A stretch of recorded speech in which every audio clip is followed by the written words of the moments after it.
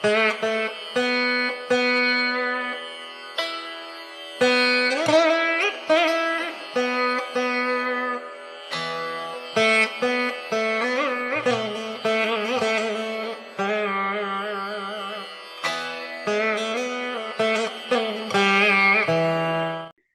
you tell about your initial training and your own experience with Gurukula? How was education imparted to you about our Vedic knowledge, as well as our how to apply this Vedic knowledge to your own way of life? Can you tell me? So I have to give you a small backdrop. What happened? So my father was a marketing executive. So he is from a very Laukika background. He's just like any professional. So he had this opportunity to roam around India many a times. So he had this opportunity to converse with different kinds of people, like Siddha yogis, like Pithadipatis, sannyasis, gurus, mantradrashtas, and many other people. So from the beginning, he has this idea to introduce us to the Gurukula system. So he was definite that India needs Gurukula training. He was definite because of his vast exploration of different personalities. So that's how we were introduced to Gurukula. So myself and my brother, both of us had the training in a normal convent kind of a thing, a normal school till 7th and 5th. I have studied till 7th class. So after that, my father took us to our Guruji, whose name is Vishnu Bhatla Sri Krishna Ghanapati. So he's a very well-renowned Sri Krishna Yajurveda Pariksha Adhikari. He's also the, examiner in different Veda-related parikshas. So that is how our journey into the Gurukula system happened. So we have studied a little bit of Veda, Krishna Yajurveda.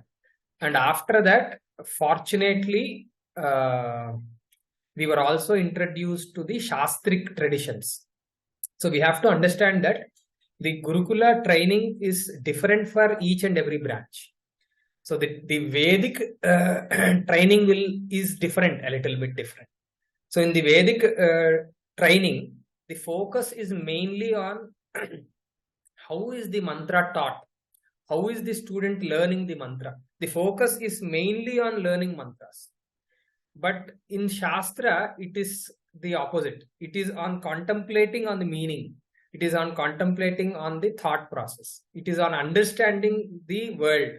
It is on getting the world views. It is on applying what you have learned in different Shastras in the regular world, the actual world. So we were also fortunate to be trained in that. And again, we are always very grateful to our teachers. So it is a very interesting story. So how we entered into the shastric world. Very a few people are now trained in shastras. It would be around a few hundreds of people actually completed the full-fledged shastric training. It's not more than a few hundred people. Because the first thing is that there are very few trainers. Actual Shastra Gurukulas are very few. And the people were also not oriented. Why should somebody learn Vedas or Shastras? We have many Veda Pathshalas. There are many Veda Pathshalas in the south, in the north. There are many things, but very less Shastra Pathshalas. So it started like this. One day we were just roaming on the road. We eventually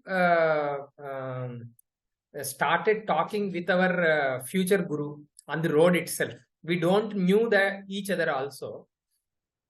My Shastra Guru, Sri Ambadipudi Venkata Radheshyama Sharma, he is also graduated from the same Veda Pathshala where I and my brother were also trained. We didn't knew that. It is after 10 years. So we just met on the road, and eventually he became our Shastra Guru. he identified that myself and my brother, both of us are having this taste to actually learn shastras, the bent of mind and the critical analytical brains we have. That is how he identified us. And from the beginning, to enter into shastra, we have to be trained in Sanskritam. So at that time, we were literally illiterates in Sanskritam when we met our Guruji. So he made us learn everything from the beginning. They say in Sanskritam, Rama Shabda is the starting point. From Rama Shabda till giving Mahapariksha in Tenali. So we were trained under our Guruji, and we are very much grateful to him. He not only taught us Sanskritam and Tarka Shastra, but also we learned that having a family is blissful. Means we were seeing my Guruji and my Guru Patni, we were staying with them. So how sweet it is to actually build a family. How can we actually accommodate others? That's what we learned there. So we have also learned how to maintain a house, how to talk with others, how to talk with strangers, and all those things in that period. So my schooling and everything was in Hyderabad. So my regular Western education is in Hyderabad.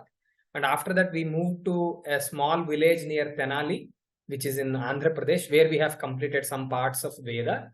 From there, we moved to Tirupati, where our Guruji Ambati Radheshyama Shastriji was residing. So we have started there, and we have continued our shastric studies in Kanchipuram. That is one another blessing we have. So every Thursday, me and my brother and others also, we used to attend a sadas.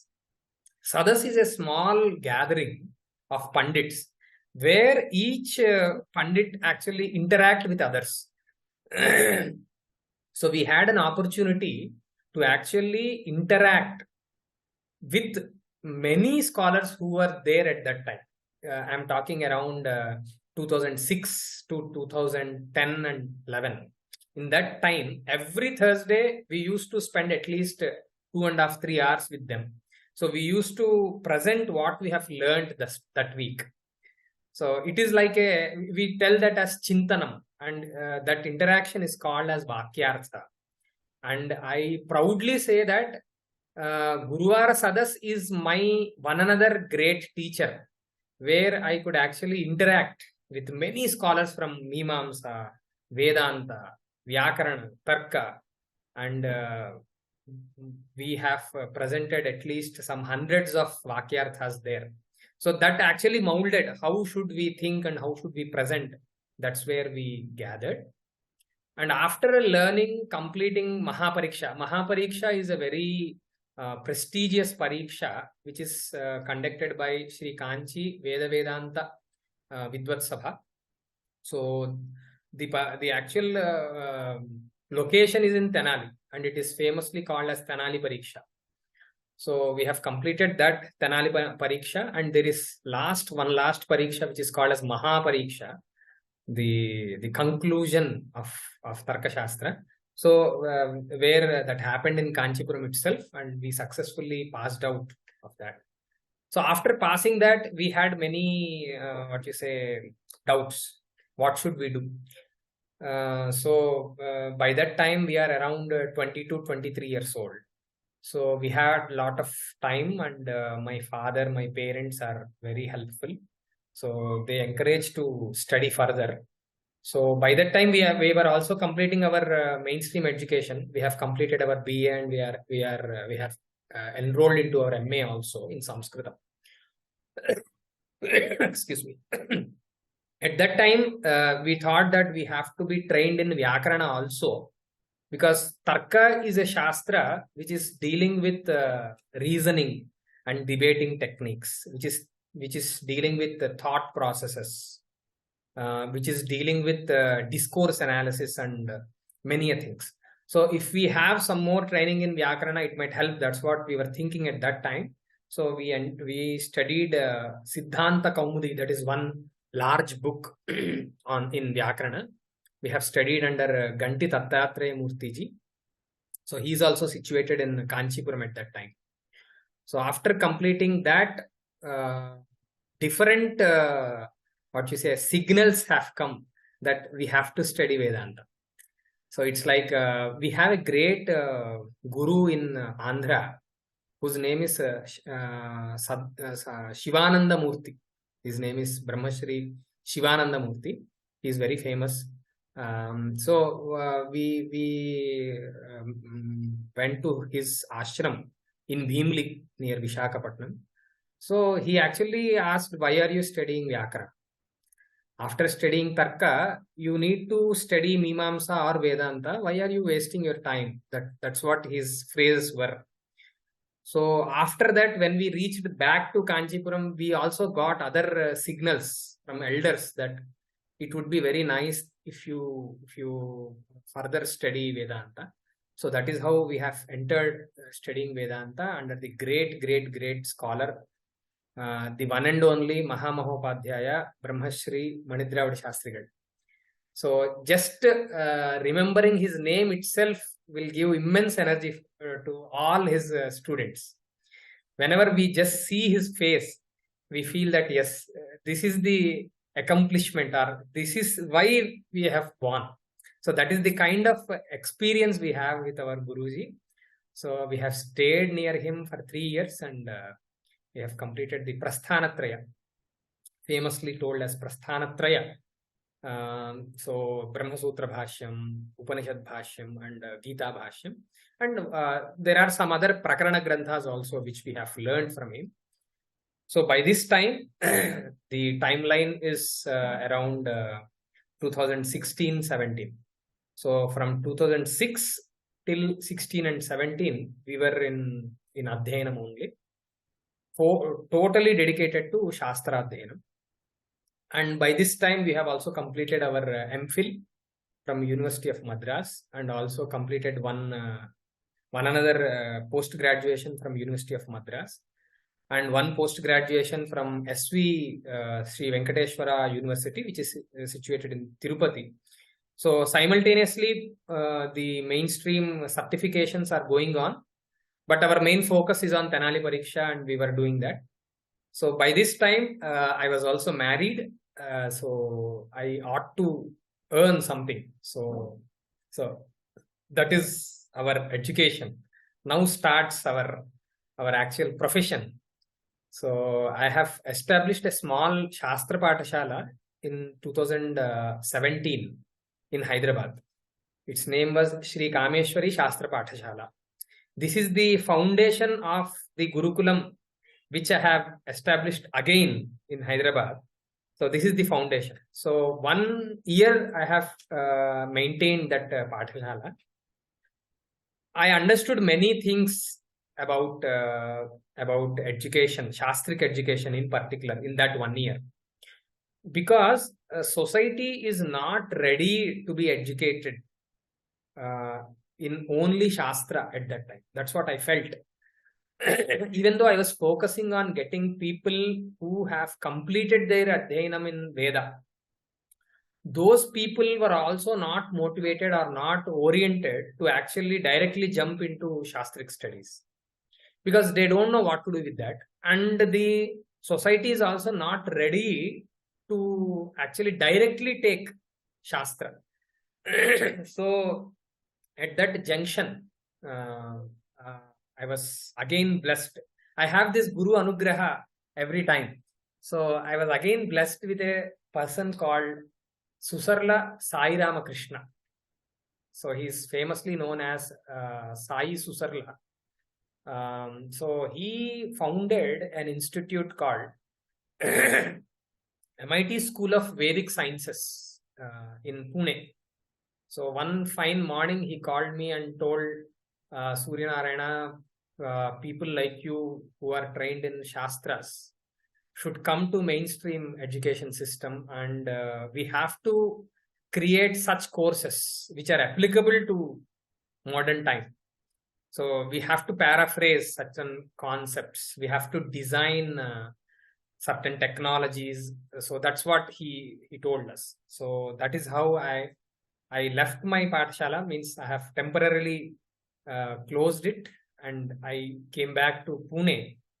So where I have worked with him in Pune for at least 2 years. So in that 2 years time, from 2020 to 2021 half or 2022, so I got lot of confidence now. So previously I was amazed, why did Parameshwari gave me these skills in different shastras. I didn't knew. So after working 2 years there, I understood why I was blessed with these trainings. To actually, I feel that I am a bridge. I am a bridge between this modern thought processes and our shastric thought processes, where my father's background gave me the perfect atmosphere or environment to understand the present day, wherein because of my different gurus anugraha, we had actually understood what is the actual structure of different shastras, and how each and every shastra have an internal connection. It is a network. We cannot say that tarka has nothing to do with vyakarana, or vyakarana has nothing to do with tarka, and Vedanta is totally alienated from these shastras. It's not like that. Everything has something to do with other. So it is an nicely woven thing.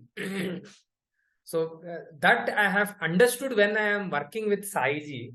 So there we were actually teaching BSc Integral Psychology, MSc Vedic Sciences. Integral Psychology is the integration of both Western and Oriental concepts of psychology. In the same way, this MSc Vedic Sciences, so where the shastric knowledge or the shastric wisdom is paraphrased in such a way, is taught in that conceptual way that the present day learners can actually relate with. So that's what I was exposed to. So after that, I have moved again back to Hyderabad. Always my target is Hyderabad, because I feel the creamy layer of both Telangana and Hyderabad are settled in Hyderabad. So we want to actually make an actual impact, long-lasting, sustainable impact, shastric impact in Hyderabad, so that we could create the next generation leaders here. So that is how I came back. Even though I'm working with different institutions now, like I'm working in Siddhanta Knowledge Foundation, which is situated in Chennai, where we curate courses. In the same way, I'm also working as an adjunct faculty in MIT IIKS. This is another sister concern of MIT SVS, which I was working earlier. So this is the background.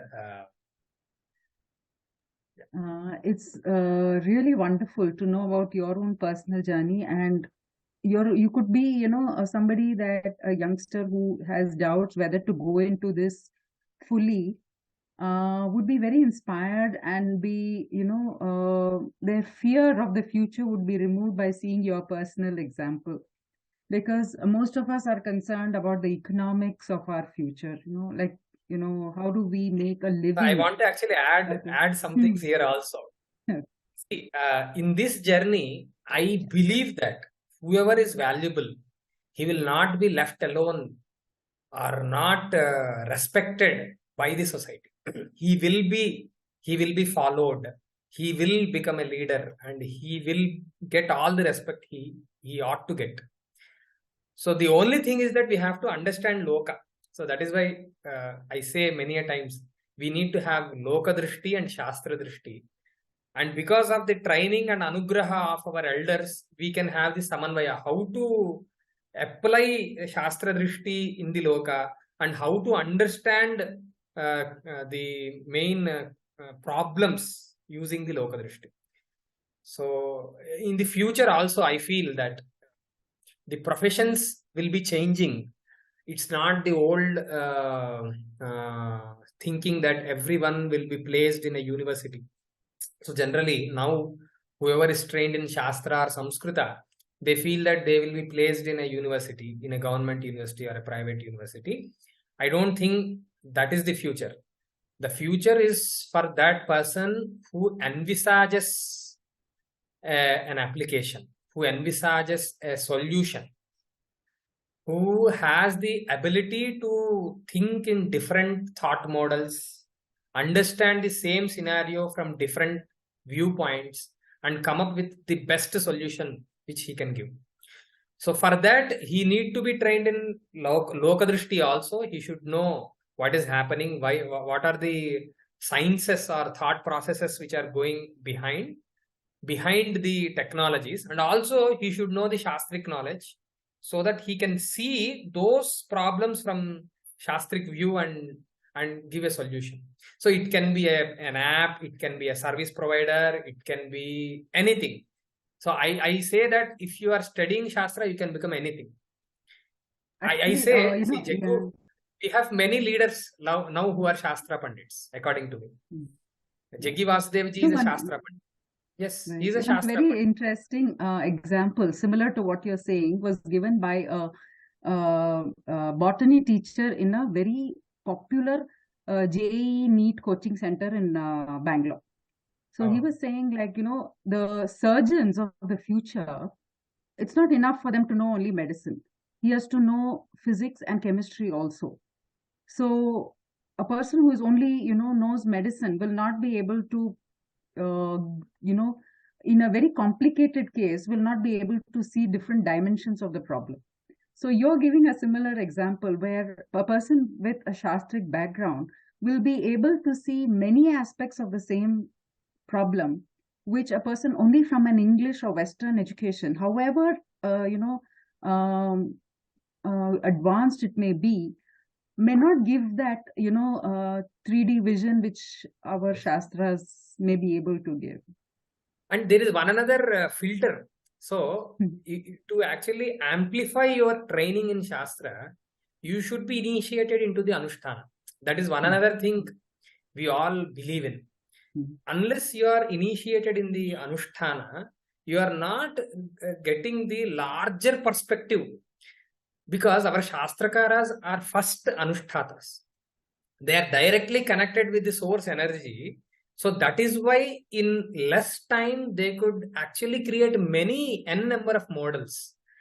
Same person, for example, recently Indica also has conducted a seminar kind of a thing on Appaya Dikshitendra, Srimad Appaya Dikshitendra. So we have Shastrakaras like him who are multi-talented in different Shastras. And those Shastras are contradictory to each other also. So he could switch from each personality and envisage this entire creation according to that drishtikona. Okay, that is the kind of ability we get when once we are initiated into the Anushtana. So, yeah.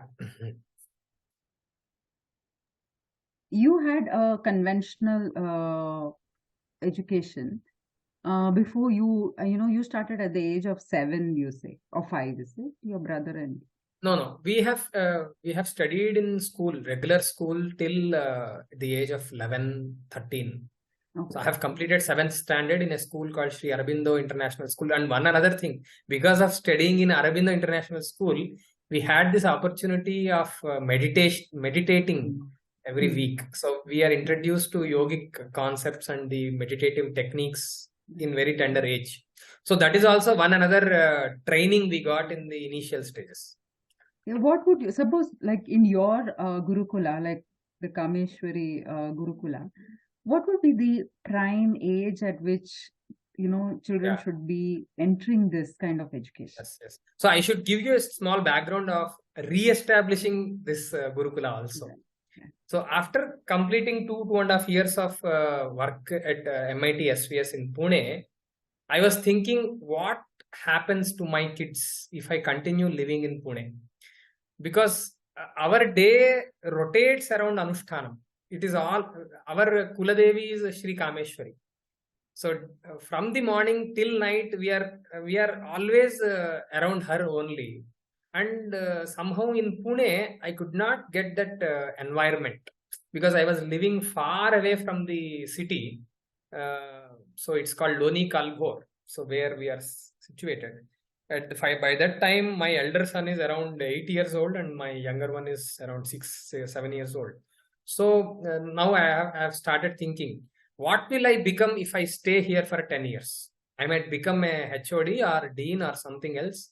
I might have one or two cars and good what is a respectable, financially respectable position.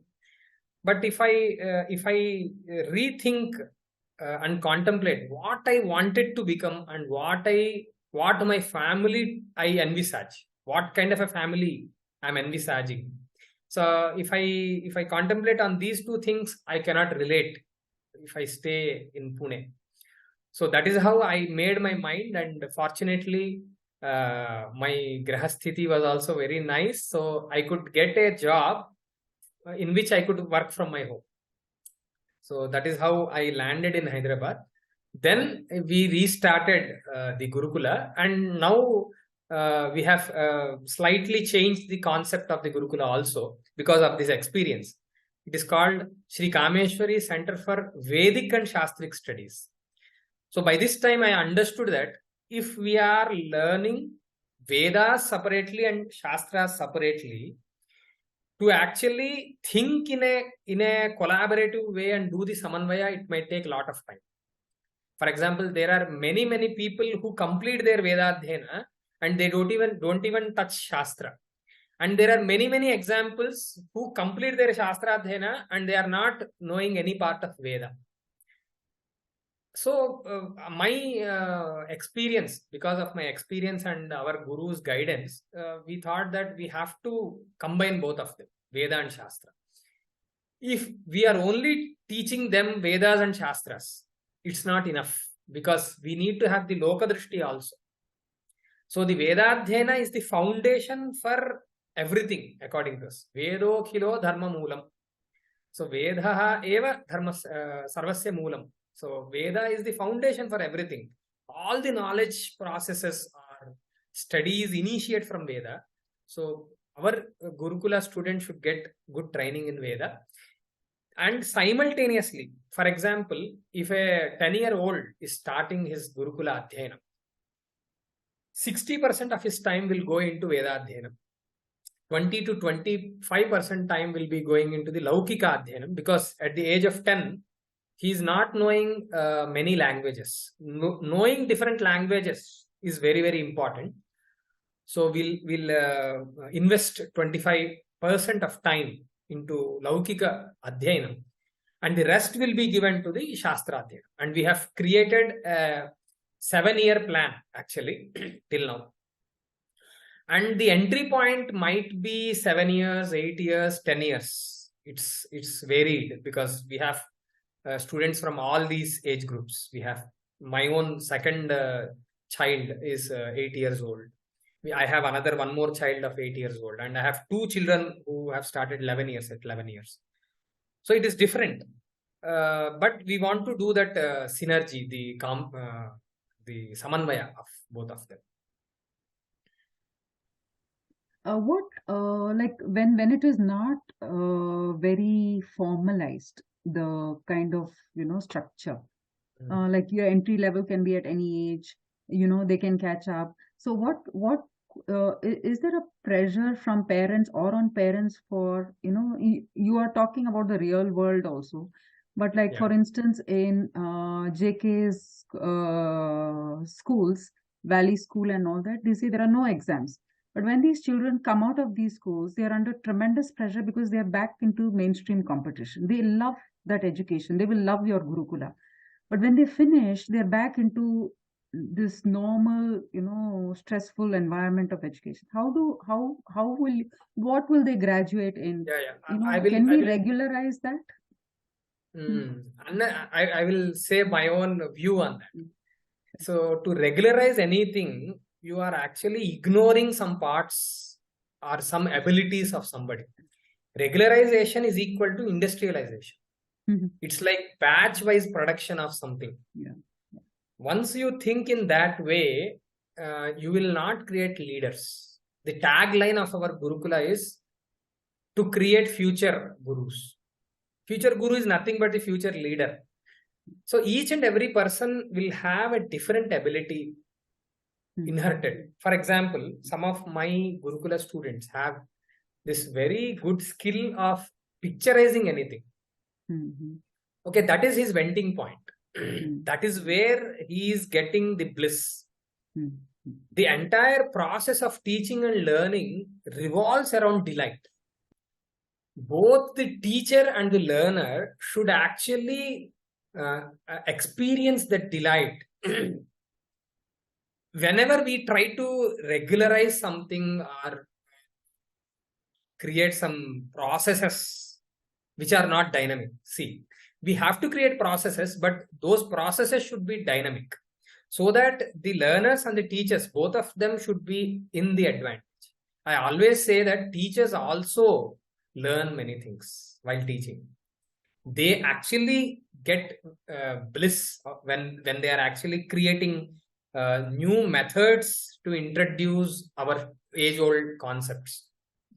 So we are trying to give that space to both learners and teachers here. This is an experiment. This is not proved. I admit it. But we are giving ourselves some time, some space, and we are moving a little bit away from the rat race. We are trying to move away from the rat race. The other part which you have asked is, when people are trained in such creative methods, when they go back to the society, they feel the pressure. That's what you are saying. But I say, training in Gurukula is not very away from the society. Gurukula training has a lot with responsibility. Every day, the learner who is staying in the Gurukula has many responsibilities. So, whenever you are facing the actual world, working is equal to taking responsibility. Growth is equal to taking greater responsibilities. So when a person is trained in Gurukula, he will be trained in all the processes which are involved in Gurukula. He is responsible. If I don't get flowers, one kid in the Gurukula is responsible for that. If I don't get curds in the morning, the other person is responsible for that. For each and every process, there is a person who is responsible. So responsibility is given from the beginning. So we have also designed a innovative program where we are teaching our Gurukula students how to design apps. And we actually want to create an app where the developers are our Gurukula students. So this is to actually give them responsibility and feedback, how they go into the society and get the feedbacks. In the same way, they are getting a kind of feedback in the Gurukula also. And the other very interesting element in our Gurukula is that we have students from 4 families in our Gurukula. It's a very small one. I don't have any ambition to grow it like where I cannot handle them. So 4 families are involved right now, and all the family, each and every family is also involved in teaching, is also involved in other processes related to Gurukula. One of the family brings the vegetables every week.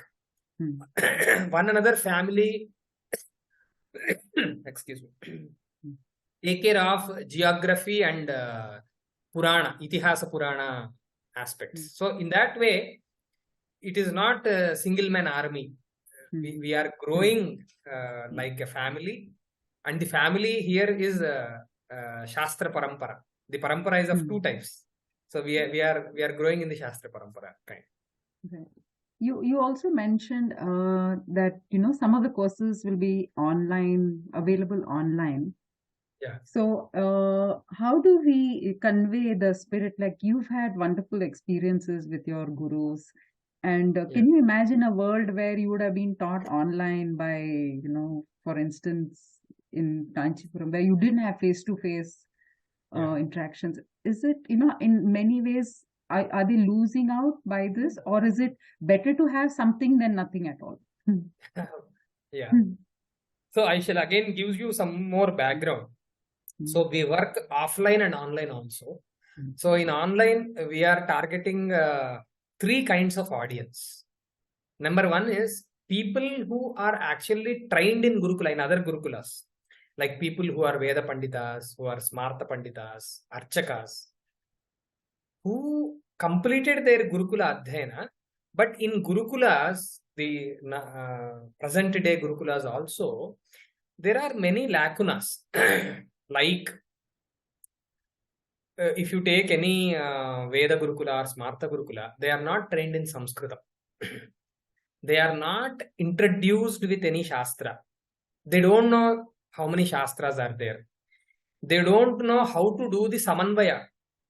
Even though all the Karmakanda which they are following is in Sanskritam, they don't know that language.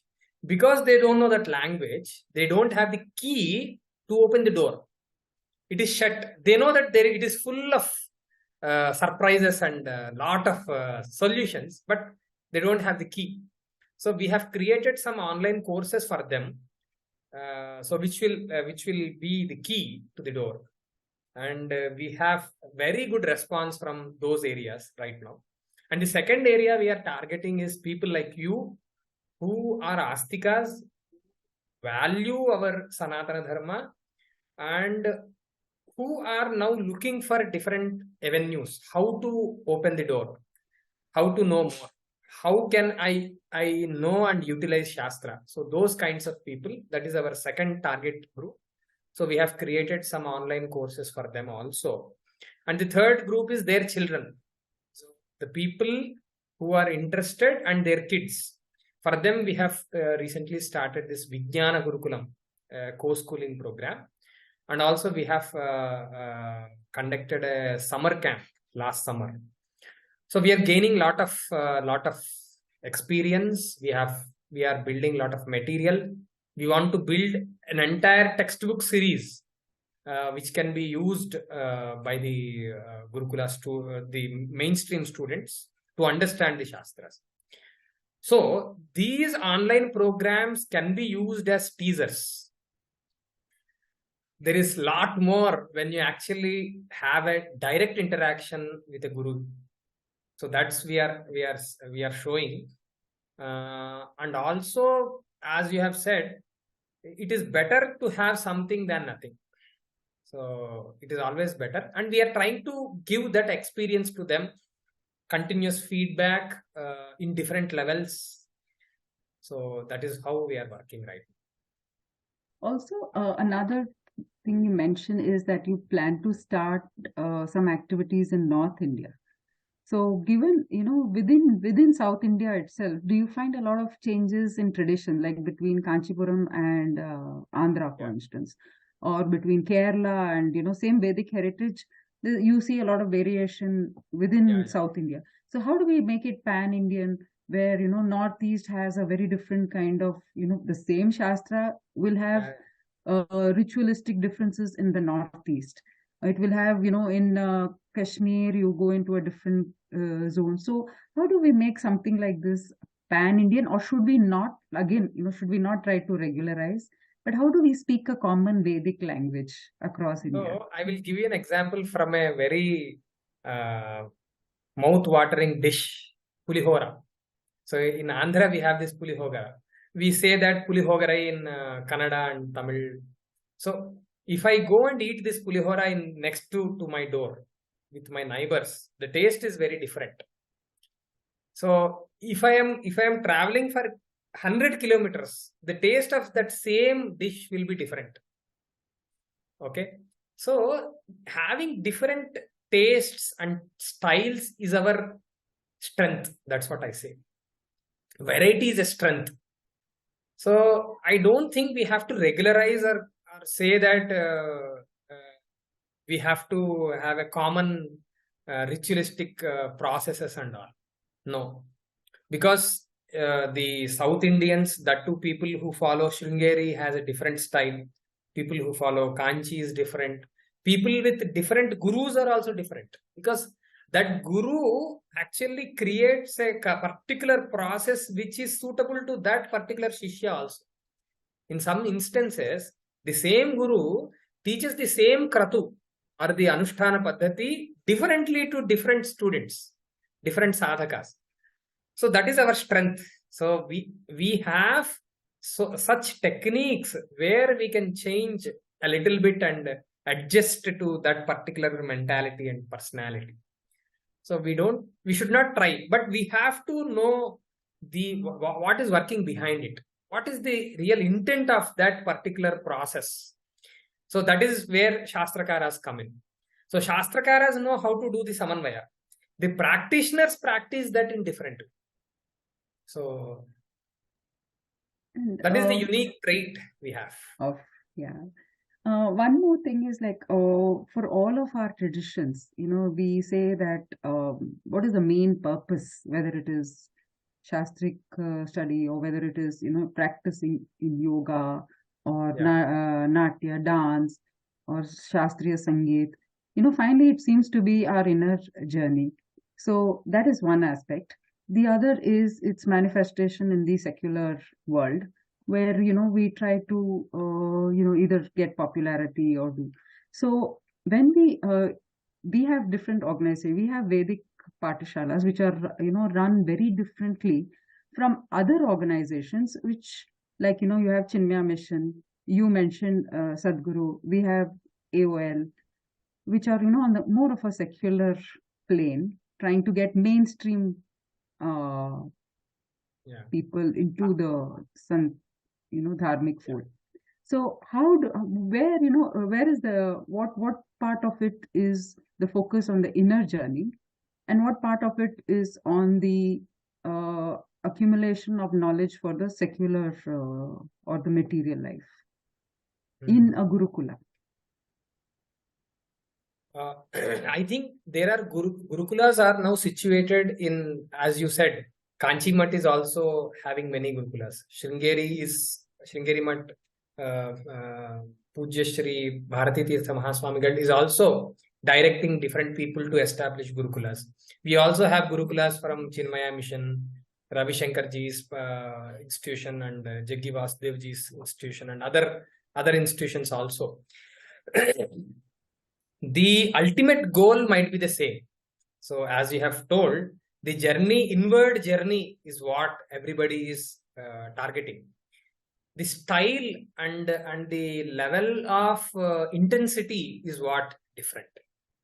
So in an actual Sampradayika Gurukula, like we follow Kanchi Matham, because I was trained there, and we have a lot of connections with Mahaperiva and the present Balaswamigal also. So we actually follow the Kanchi Parampara. So while we are following a certain Sampradaya, the Sampradaya is the boundary. We don't want to exceed it and go beyond. Because we have the belief that our Purvacharyas are very mindful to create such boundaries for people like us. The people who will be trained in our kind of a Patashala will be having more intense, in-depth knowledge. That is for sure. Their beliefs are solidified. They will not be wavering or doubtful whether this is right or that is right. It will not be like that. It is precise. Shasti the Shastram. It's like the Shasanam. There is no other doubt. But whereas you have used the word secular, but I don't think we have to use that word. But for a larger crowd, where we can accommodate a larger crowd, where we can accommodate different kinds of people, I say that those are the breeding grounds for our kind of a gurukulas. I would say the parents who are now involved in our gurukulas are once part of those kinds of institutions. I directly see that. Some of them are from Ramakrishna, but some are from Isha the Paddhati. Some are from Ravi Shankar Ji's thing.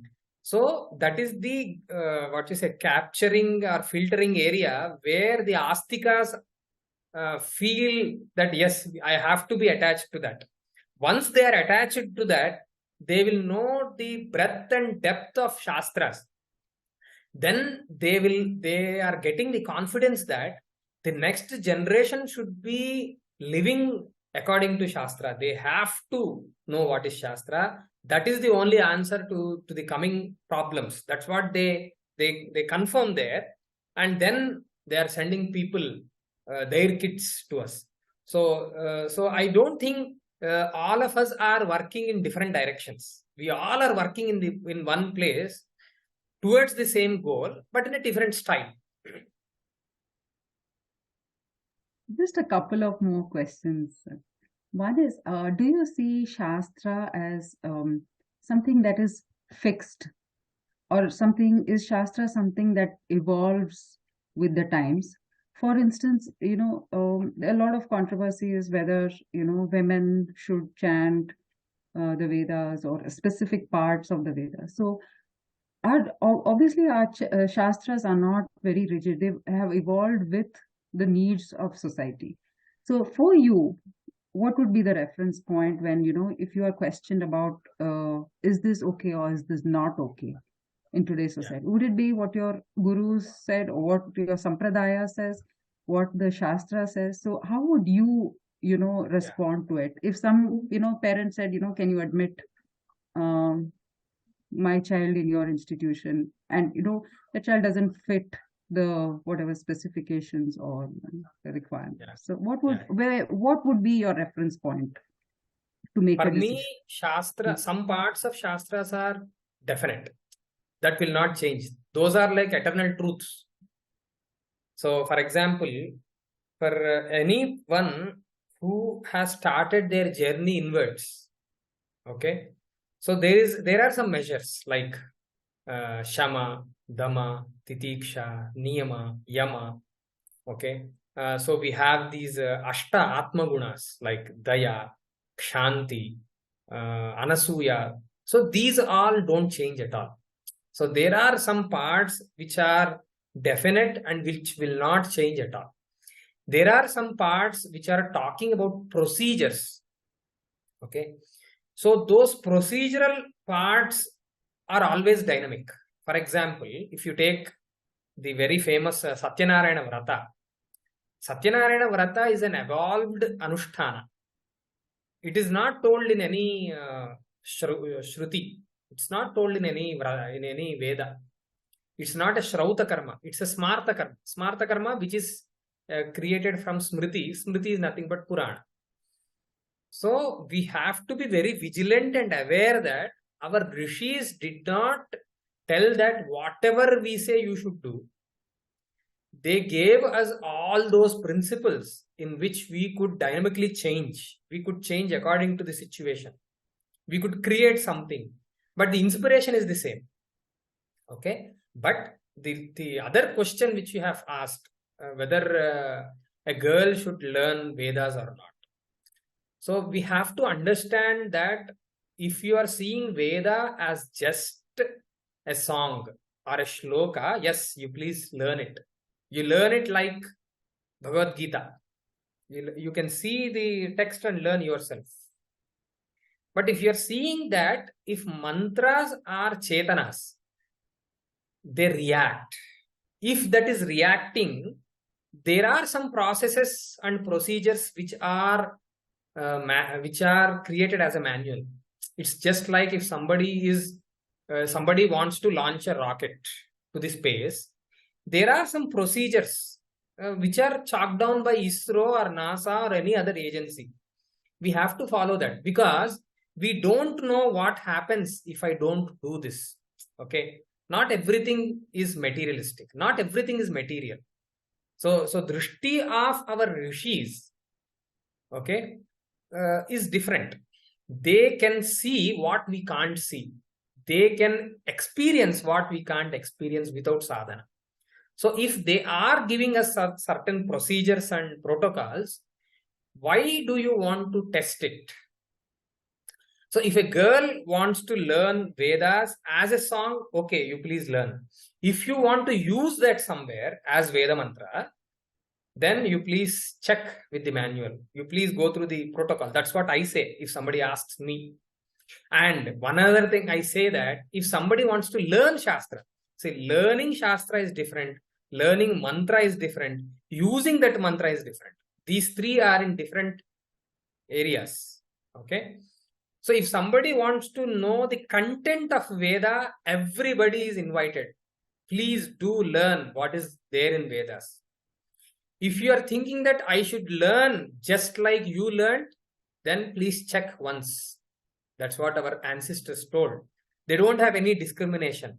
Everybody is welcome to the moksha.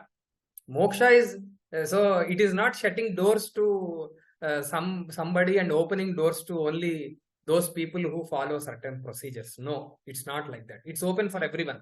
Please do experience the journey inwards. There are many ways. There is not only one way. But please be very cautious with those kinds of mantras which respond. It's not like any song, any film song or any other shloka.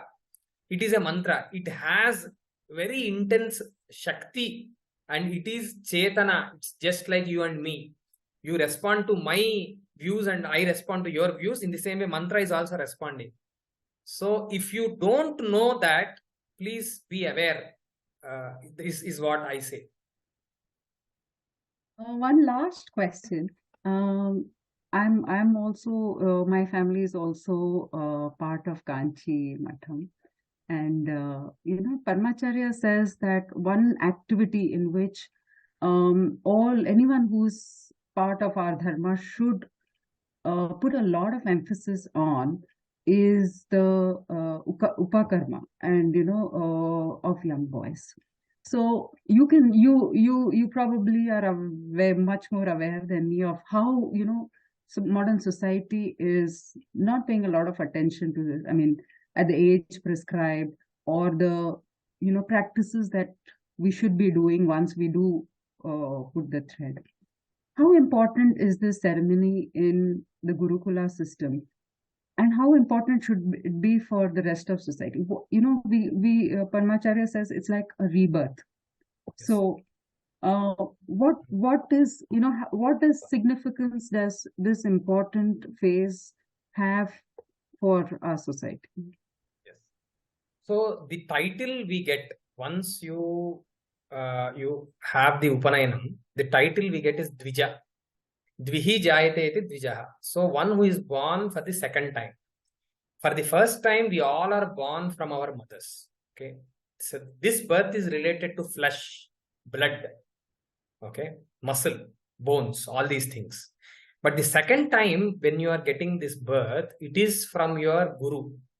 It is from the womb called Jnana. So the first ceremony, which is very, very important for anyone who is initiated towards the inward journey, will be Upanayanam. Upasamipe Nayanam Upanayanam. Means getting nearer, going nearer to whom? Guru. Guru is the embodiment of knowledge.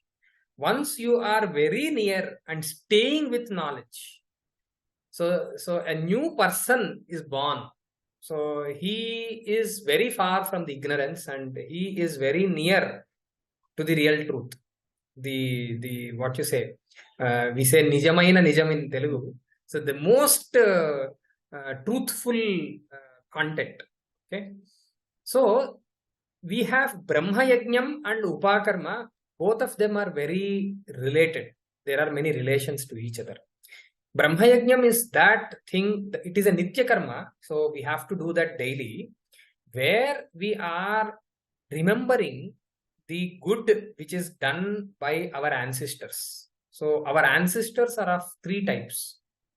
So we relate to three different kinds of energies. One is Devata Tattvam. The second one is the Rishi Tattvam. And the third one is the Pitru Tattvam. So we gain energies from these three sources. So every day we remember all of them. We do the tarpanam to all of them, and also we recite certain portions of each and every type of knowledge source. When I say knowledge source, it is Vedas. In the Vedas also you have Sagamhita, Brahmana, Aranyaka, and also you recite or you actually remember some portions in darshanas, in shastras, in Vedangas, from different Puranas also. So it is like reorienting yourself towards the actual goal of your life. Why are you like this?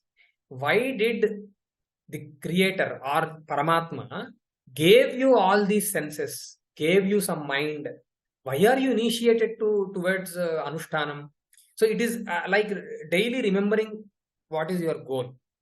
And while you are performing this Upakarma is very, very important, because our ancestors have actually designed the training program in such a way that half of the time will be spent on memorizing something, knowing mantras, and half of the time will be used on the intention of those mantras, meaning of those mantras, utilizations of those mantras, and the background technical philosophies behind that. So it is well designed. It's not like just what you say, kantasthikaranam. That is not the whole process. So from Upakarma, he is again reinitiated towards those scriptures which are talking about the background technical knowledge, utilizations and applications of mantras from Upakarma, from Shravana Paurnami for Krishna Yajurvedis, from other, I think the next Paurnami for Rigvedis, Bhadrapada Paurnami for Rigvedis. So that is how they have designed. So it is very, very essential. Do you personally feel there was a change in your life? Yes, of And course. post? Yes, of course, there is. I don't think there is a change, like there is a contrast, but I can experience the ananda in an intensified levels Right. going further. So when you cut the clutter, they say, when you remove what is not needed, the focus and the vision and the experience you get is very pure and concentrated. So I can personally feel it, and that is why I have started this Gurukula also, to share it and create the next generation. Thank you so much for this really stimulating conversation. It's nice to see somebody so much stages and having the energy, and I hope you go forward with great success. And I'm sure Indic Academy would be lovely, would be very happy to be part of your journey. Yeah. Thank you very much for this opportunity, Aparna ji. Thank you. Namaste. Namaste.